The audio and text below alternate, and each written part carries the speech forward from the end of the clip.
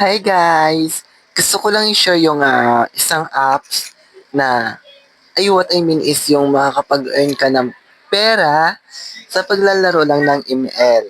Diba sa mga ML player dyan, may mga highlights, i-cut-cut nyo lang yan, i-edit-edit nyo lang yan, and then, may mga process or may site doon na doon nyo siya i-upload yung na-edit nyo video. Siyempre po, connected po ito sa TikTok account nyo.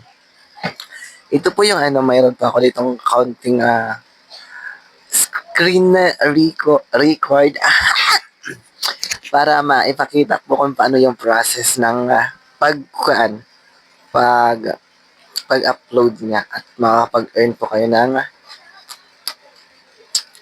pera. Pangkapi na din yun at saka pang-load na din yun kahit pa paano. Pero sa mga marami kang followers then madaming views ang kanilang video, sure na sure po malaki makikita niya. Wait lang guys.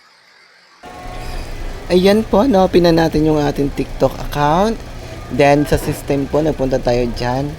Then hanapin lang po natin dyan yung plan of publisher. Yan, pindutin yan. And then yan, makikita nyo na yung sa Mobile Legend bang bang bang bang. Diyan, pindutin po natin yung yung pangalawa muna, itatry natin. Yan. Diyan po yung kanyang mga anek-anek. Balik tayo dyan kasi hindi dyan nakakapag-post pa ng anek. Ang una po yung atin pipindutin. Okay. Yan, makikita nyo po yan. Yan, may earn na pa akong 3.42. Then, nakikita nyo po yung post na yan. I-click po natin yan. Ay, dyan, ipapakita muna natin yung anek. Yan po. Kunti pa lang po yan kasi ngayon lang nakin yan nalaman. Or kahapon ko lang nalaman kaya. 3 pa lang po yung monetize na video natin dyan. Then, ayun. Magbabak po tayo dyan. Magbabak. Then, pindutin na po natin yung yung post. Yung na-asol. Yan. Then, syempre punta tayo sa photos natin. Guys, make sure po na may na po kayo, may na-edit na po kayong video about sa Mobile Legend. Ha? Yung mga na-games nyo, yan, nahanapin ko po yung dati ko pang na-edit kasi pwede naman po yun. Pero, dapat, pagka-edit nga ay, yung tama lang po. Tapos, ang pag-upload po dito is, hindi po yung pabalik-balik ba? Dapat, every game, may siya, may video siya every game kasi originality po ang kinakailangan nito para ma-monetize po yung video nyo. Pwede naman yung whole whole games nyo ba sa rank or sa classic man yan, pero dapat cut siya. Hindi yung pare-pareho yung kanyang kanyang galaw, ang kanyang tawag nito. Yan, napindot na po ba yan?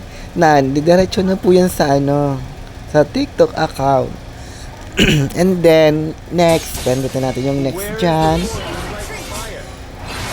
Tapos, ayan, automatic po, may na yan. May hashtag na po yan kay ML. Ikaw na po magdagdag or kahit na wala na. Pero sa akin, dinagdagan ko po ng caption. Okay, para mabonggang-bongga naman. And then, okay na yan. Ipopost na po natin yan sa ating TikTok account. Then, diretso na po yun dun sa link na pinindot natin doon sa nakikita nating plan of publisher. Yun, doon po tayo magpo-post ng ating video about sa Mobile Legend. Kasi